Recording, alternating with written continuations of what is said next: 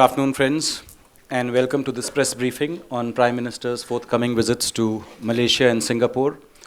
In Malaysia, as you know, Prime Minister will be attending the East Asia Summit, the India-ASEAN Summit, and will also be making a bilateral visit to Malaysia. And thereafter, he will travel to Singapore for a full-fledged bilateral visit.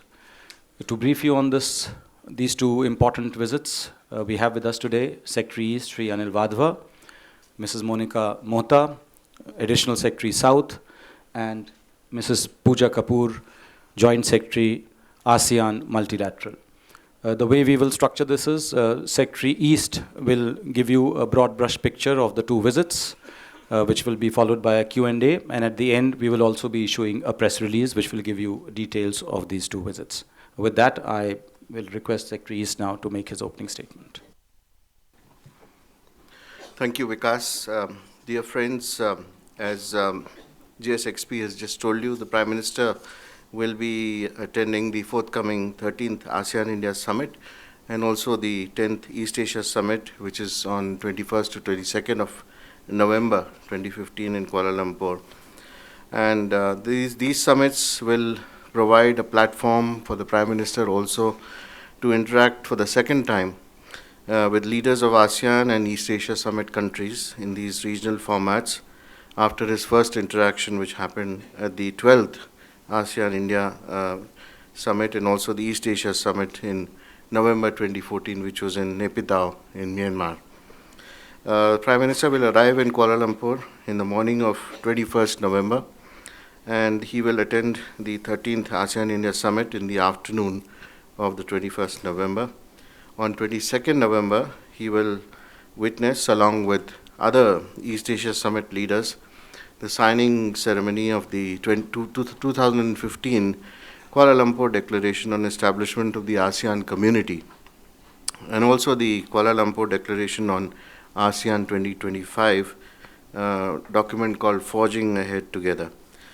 He will attend the 10th East Asia Summit in the afternoon of the 22nd November. ASEAN lies, as you know, at the center of most of the regional dialogue mechanisms and processes, such as the ASEAN Regional Forum, the ASEAN Defense Ministers Meeting Plus, and the East Asia Summit, adding a special significance to our summit interaction. And the ASEAN-India strategic partnership has acquired further momentum after the enunciation of the Act East policy by the Prime Minister at the 12th ASEAN-India Summit in Myanmar in November 2014. And that policy conveyed a clear intent on our part to scale up our engagement with the ASEAN countries and the wider ASEAN Asia-Pacific region. The ASEAN countries have also welcomed India's Act East policy. India and ASEAN today have 30 dialogue mechanisms. That includes a summit and 7 ministerial meetings in external affairs, in commerce, tourism, agriculture, environment, renewable energy, and also telecommunications. In view of the rise of in non-traditional security threats, ASEAN and India are looking to work closely in addressing terrorism, human and drug trafficking, cybercrime, and piracy along the Malacca Straits. And India has also extended support to ASEAN in the field of natural disaster management. The core of the ASEAN-India partnership is economic. ASEAN is India's 4th largest trading partner today, and India, in turn, is the 6th largest trading partner for ASEAN. There is a GDP of $2.57 trillion US dollars combined, a population of over 623 million, and a GDP growth rate of about 5% in ASEAN, and it is the 7th largest economy if you combine the ASEAN together in the world. And the ASEAN also has a huge middle class market that Indian industries and service sector can take advantage of. ASEAN countries in turn are looking to benefit from the economic growth of India. Our trade was about 76.52 billion in 2014-15, and our exports were about 31.8 billion. Imports, of course, were 44.7 billion US dollars. The investment flows between ASEAN and India are also substantial. They are growing. And if you look at the figures between April 2007 and March 2015, India invested $38.6 billion in ASEAN, while the ASEAN invested $32.4 billion in India during the same period.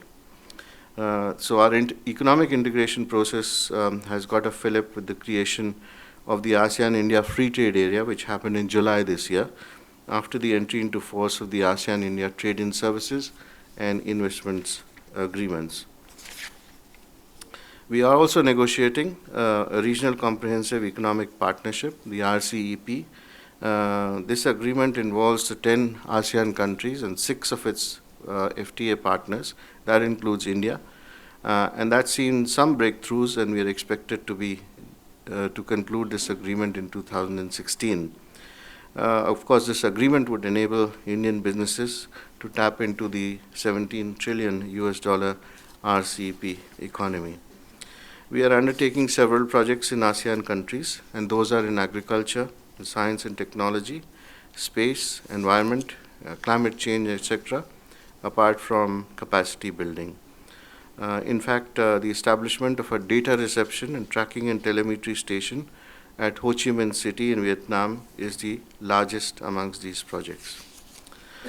Also, we are focusing on enhancing connectivity with ASEAN in all its dimensions. That includes physical, digital, and people-to-people, and that's a key priority for India.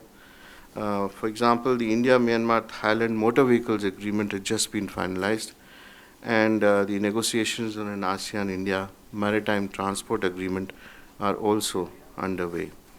There are more than 5 million citizens of the ASEAN community who trace their roots to India. And in order to document our contemporary and ancient socio-cultural linkages, we organized in July 2015 the first international conference on ASEAN-India cultural links. The second such conference will be held in Jakarta in January 2016, which will be followed by establishment of joint research projects between our universities. As far as the East Asia Summit is concerned, this is a premier leaders-led forum in the region. It has a significant role in the geopolitical and economic evolution in East Asia. And apart from the 10 ASEAN member states, the East Asia Summit members include India, China, Japan, Republic of Korea, Australia, New Zealand, United States, and Russia. India is a founding member of the East Asia Summit, and our prime ministers have participated in all 9 summits that have been held so far. At the summit, the leaders are expected to discuss matters of international concern. That includes terrorism, irregular migration, the South China Sea, Korean Peninsula, the Middle East situation, etc. And about 7 statements and declarations are expected to be adopted to enforce the leaders' commitment to specific issues. I would also like to add here that there is going to be perhaps a joint statement on the Regional Comprehensive Economic Partnership negotiations, and that would be a separate ceremony.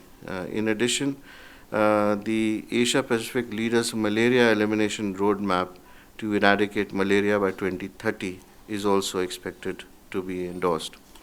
Now, as far as India is concerned, we have been active in the East Asia Summit context as well, and we have co-hosted, along with Cambodia, the 4th East Asia Summit workshop and dialogue on regional security architecture in the Asia-Pacific region. This was in July 2015 in Cambodia. We also hosted the first conference on maritime security in the Asia-Pacific at the ASEAN-India Center in New Delhi, and that happened in 9th and 10th of November 2015. We have been particularly active in undertaking initiatives in the priority areas of education, disaster management, and global and health issues. Many of you are familiar with India's Nalanda University, which is one of the most visible symbols of cooperation under the East Asia Summit priority area of education.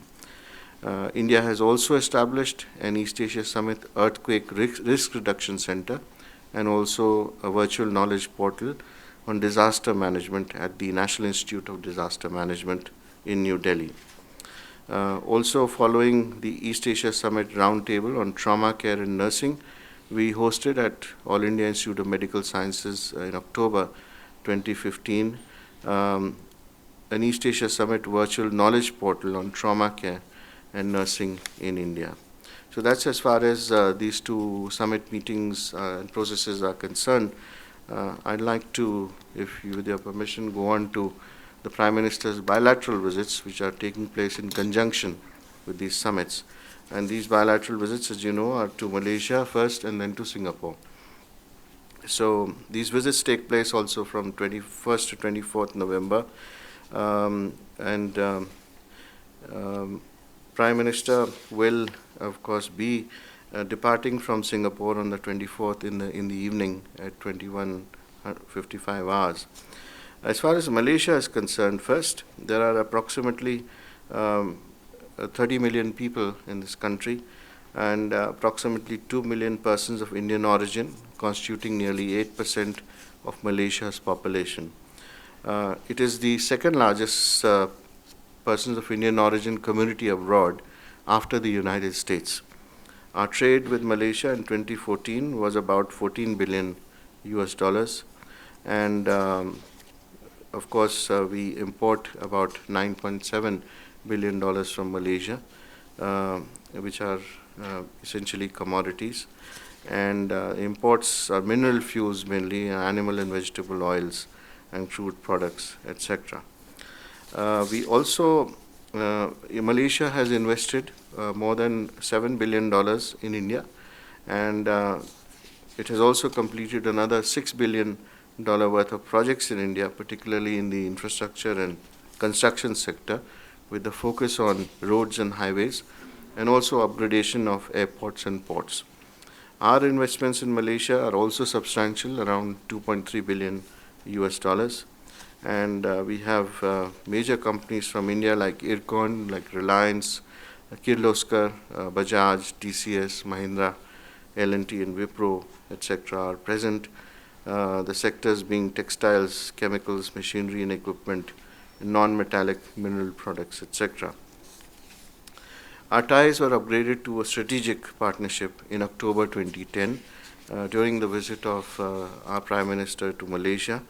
And as far as the Act East policy is concerned and Malaysia's own economic development is concerned, I think these relationships are poised to jump to the next level. While economic and commercial engagement has increased, there is also scope for improvement in security cooperation, in defense cooperation, etc. And health and education sectors have also potential, which have largely remained untapped. What we will be doing during the visit is issuing a joint statement on enhanced India-Malaysia strategic partnership and to have close cooperation on security. We are also endeavoring to sign an MOU on cyber security during the visit. There are other MOUs which are also under negotiations, like getting English language teachers from India in the field of culture, in sports, performance management, delivery, etc., etc. I would just like to mention a few other things. A bust of Mahatma Gandhi will also be donated for installation at the Gandhi Memorial Hall, and this is in Kedah State. And as far as the program is concerned, the Prime Minister will start this program with attendance at the ASEAN Business and Investment Summit. He will actually address it on the 21st, and will carry out various bilateral meetings on the sidelines of the summits on the 21st. There would be an unveiling of the statue of Swami Vivekananda at Ramakrishna Mission at Petaling Jaya. This is on the 22nd. And there would be a meeting with prominent Indian origin, persons of Indian origin in Malaysia who are office bearers and from the political field, besides a community event and reception by, first of all, the High Commissioner, which will be on the 22nd. Then, of course, there would be a welcoming ceremony by the Prime Minister of Malaysia, but also a joint inauguration of Toran Gate with the Malaysian Prime Minister on 23rd, and also an interaction with corporate Malaysia, a visit to Batu Caves Temple, and then the departure in the evening. In Singapore, Singapore being a country with 5.5 million people, the Indian diaspora there is about 350,000 approximately, and bilateral trade with Singapore is about 17 billion. This was 2014-15 figure. And of course, since the early 1990s, Singaporean companies have been very active in India. There is also in the equity market. Singapore has emerged as the second largest source of foreign direct investment in India, about $35.9 billion from, if you take it from April 2000 to June 2015, which is 13.9% of the total foreign direct investment into India. Indian investments in Singapore are about 37 billion as well, so it's a large amount. Singapore is at a strategic location. Its status as financial, aviation and maritime hub with flow of investments, also presence of a large Indian diaspora, and its expertise in urban development and skills vector makes it a very valued partner for India. And Singapore has expertise in urban development and skill development sector. In fact, a world-class skills center is functioning in Delhi. For urban development sector, we are trying to collaborate with Singapore by way of training. And Singapore has agreed to set up a center of excellence in ITI in Udaipur in Rajasthan, and would set up another skill center in Northeast India through train the trainer and consultancy projects in the future. Singapore supports us in the United Nations Security Council for a permanent membership, also reforms in the United Nations Security Council, and has always supported India's entry into ASEAN and the East Asia Summit context. As far as the general focus of the visit is concerned, we would conclude a strategic partnership with Singapore, along with further strengthening our defense relationship, and focus on the 5S plank. The 5S plank being scale up trade and investments, speed up connectivity, smart cities, skills development, and the state focus. And also an enhanced defense cooperation agreement is likely to be signed during this visit, along with some other MOUs related to cybersecurity, to culture, training in urban management, etc. And a technical agreement, if you remember, was already signed on white shipping information in July 2015.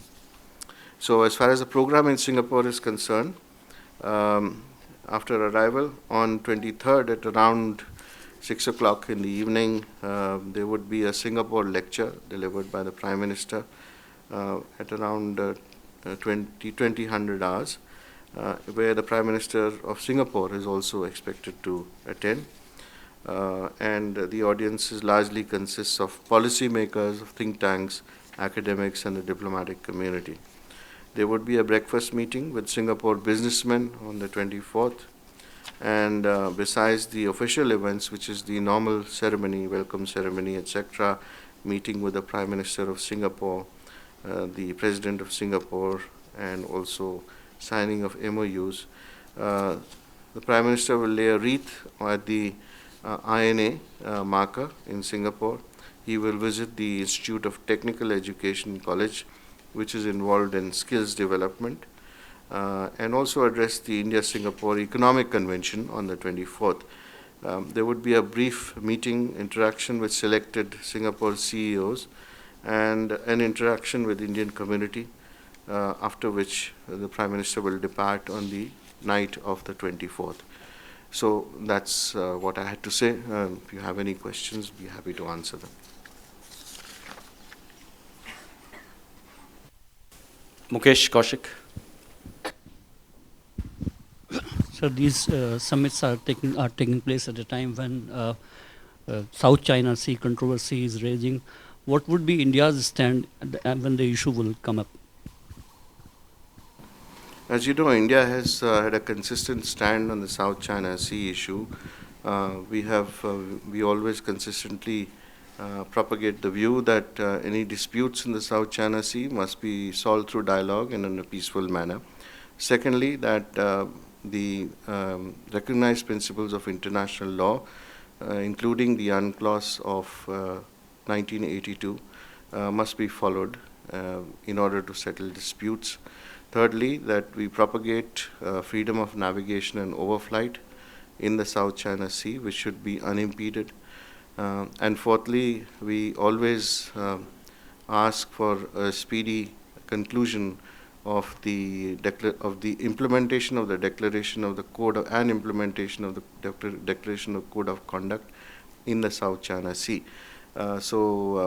We are looking forward to a conclusion of a document between ASEAN and China on this issue as soon as possible. Akhilesh Suman. So when you talk about enhanced strategic relationship, what do you mean by that, and what is the major outcome of this enhanced strategic relationship? No, we are actually, and we are elevating the partnership to a strategic partnership with Singapore.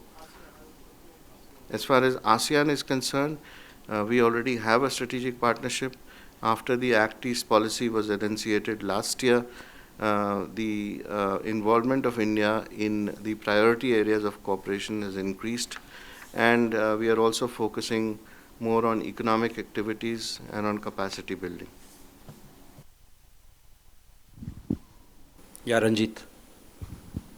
And can you tell us about the progress in India, Myanmar, Thailand highway?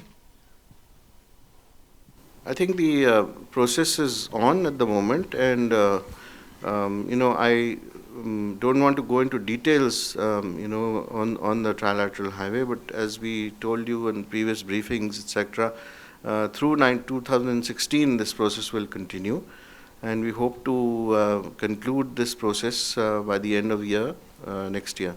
The progress has been good, and approvals for various projects that we are undertaking connected with the trilateral highway are progressing well.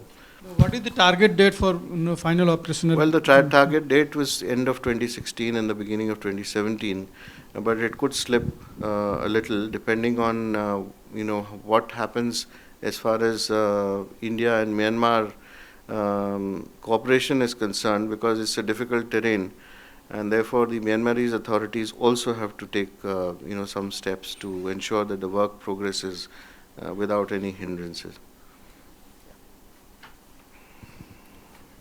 So in the wake of the Paris attacks, can we expect discussions on the ISIS, especially because President Obama and other world leaders will also be there for the East Asia Summit? Can we expect that to come up in discussions with Malaysian leaders, with other foreign powers, and also in Singapore? I think definitely, because this is one of the issues and topics which has consistently been discussed in the East Asia Summit context, especially in the last couple of years. So the focus will definitely be on this topic, especially because we also have a declaration on violent extremism, and I'm sure that there will be delegations which will be addressing this issue. Sorry, sir, for my sore throat. Sir, in the wake that there has been recent bombings and a firing encounter in Paris, do tell us, there's been a fresh firing report also. What is the concern about Indians in France? The other being also about the role of India, and India said that we'll be fighting shoulder to shoulder with France in war against terror. So how far is India willing to go in this fight of terrorism? This briefing is strictly in the context of Prime Minister's forthcoming visits to Malaysia and Singapore. I will have my briefing tomorrow, and you can ask this question, but our embassy in Paris has already issued an advisory asking Indian citizens to exercise caution and remain indoors to the extent possible.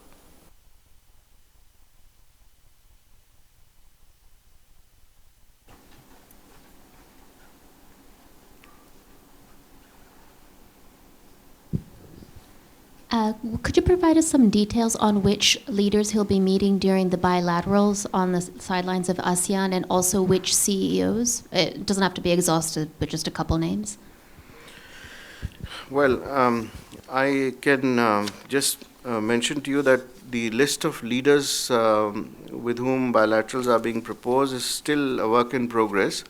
But of course, I can confirm that Prime Minister will be meeting the leadership of Japan, of China, and New Zealand. And there would be also meetings perhaps with Vietnam and Myanmar, and a number of pull asides, because normally happens during these visits.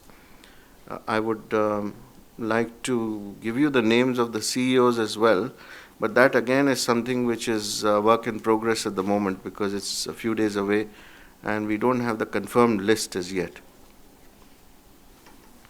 Manish? Sir Singapore में एक orchid का नाम PM के नाम पर रखे जाने की बात है, जरा बताएंगे कि उसमें क्या डिटेल है, क्या नाम तय हो चुके हैं, ऐसा कुछ है क्या? The orchid naming ceremony is not on the schedule any longer. It was being talked about earlier, but due to paucity of time, we had to, forego that visit. So that will not happen during this visit. Sridhar? So, any details of the any community, Indian community level receptions planned for the PM in Malaysia or Singapore? Yes, we have community events which are planned in both places, and in both places, as you've seen, normally the Prime Minister likes to address a gathering of Indian expatriates and Indians who have an origin in India, and I'm sure that same pattern will be followed in both countries this time. Yes, I could give you the exact time in a minute.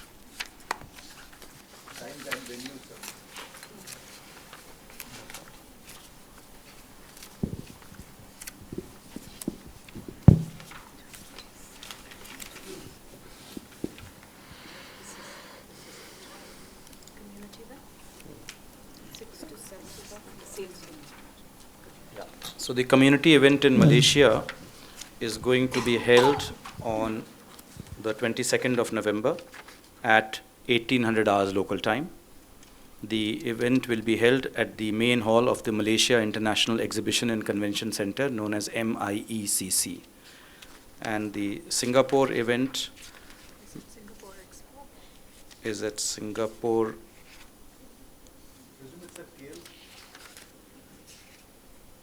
The Singapore event is on the 24th at Singapore Expo at 20:15 hours local time.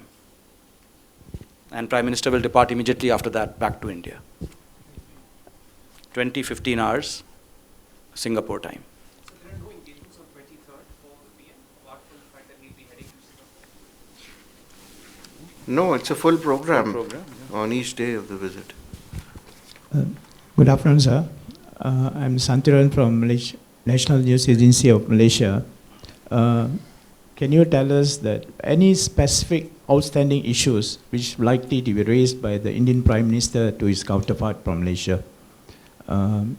Especially on lately there is a recent visit, a work minister says that a lot of outstanding issues, especially the Malaysian contractors involving infrastructure projects here.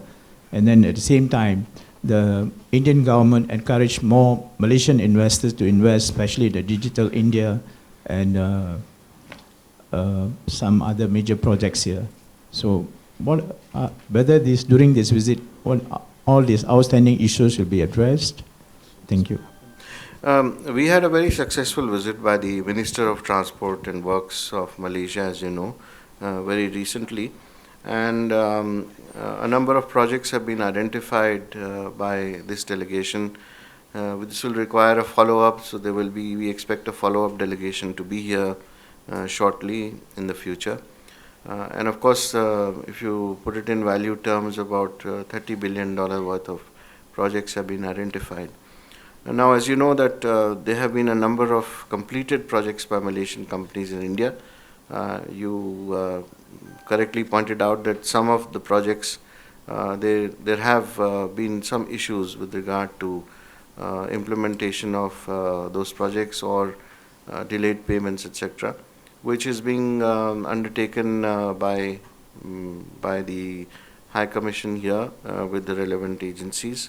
Some of them are under litigation, so that will follow its own course. But by and large, I think the projects have been well implemented, and some of them which have been implemented a few years ago, especially at the government-to-government level, are working well. So we will be discussing these issues during the visit. I'm sure that the issue will figure during the talks as well. Malaysian involvement in Indian infrastructure is important, but as I told you, that the nitty-gritty of the details about the projects that have run into some problems, that has been discussed separately. Yeah. From Chinese news agency. I'm Stacy from Hong Kong Phoenix TV. Because South China Sea issue will be discussed in East Asia Summit too. Can I know what is India's stand about U.S. sending ships and planes close to the territory where China claims as its own territory near South China Sea? Well, as I already answered, we expect the South China Sea to be discussed because it is a issue facing all the countries as far as the regional security architecture is concerned. India doesn't take a stand on the disputes in the South China Sea and does not favor any particular party. We have our principled position, which I just outlined in answer to another question, and we will continue to take that position. Sachin Parashar. Sir, could you talk to us a little bit about the status of negotiations for the RCEP, which is Regional Comprehensive Economic Partnership Agreement, which India is going to be a member of? Thanks. As I just outlined in my briefing, the RCEP negotiations have proceeded reasonably well. Recently, at the last meeting, there were some expected breakthroughs, and there is an expectation that by 2016 this agreement could be concluded. So it's on track, and as a result of that, the RCEP countries would be also proposing that a declaration be adopted at the summit between the leadership of the RCEP countries.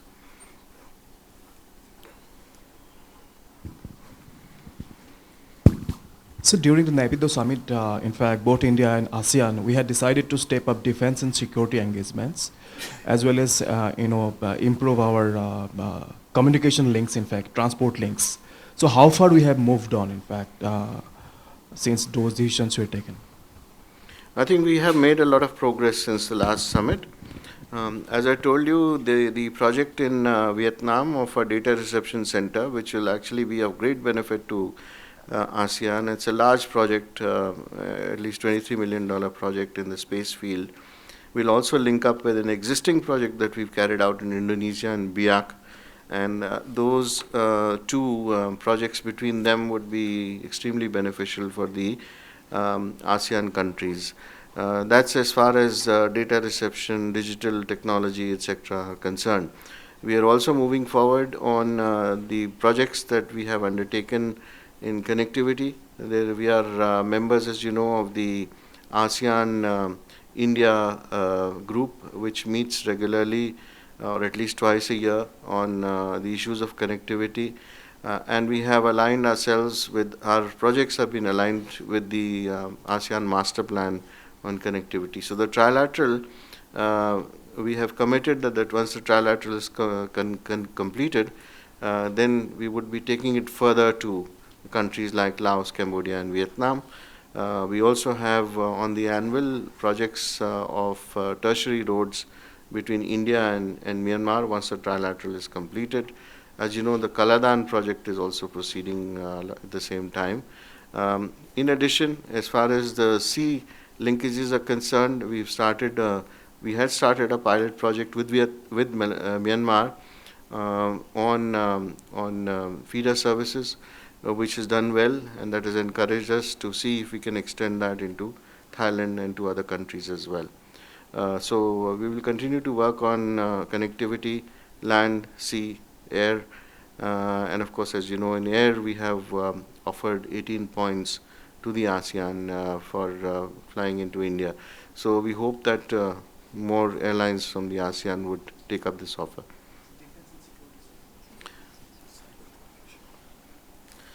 One last point which I wanted to add to your question is that we have also taken a number of projects as far as the cyber security are concerned. So there we organized a workshop here in India, which was attended by all the member countries. There's going to be a follow-up mechanism after this, which India will undertake, and we have taken the lead in that process as well. On counter-terrorism, there have been exploratory visits by our interagency delegation in July, and we also will be following this up with similar visits to individual ASEAN countries in the future. As far as defense cooperation is concerned, we are undertaking that obviously on a bilateral front with a number of ASEAN countries. Nainima Basu. So will there be also any discussion with Singapore on the reviewing of the CECA agreement? I understand that's been pending for a long time. I'm certain that the CECA issue will figure in discussions. As you know, negotiators on both sides are engaged in these negotiations, in the review process. There are, as you rightly said, a number of outstanding issues, and they are being discussed already between our negotiators. So at the leadership level, I think there is commitment to completing this process, and I'm sure both leaders will reaffirm this promise. No, there is no deadline. There being no other questions, this press briefing comes to a close. Thank you all.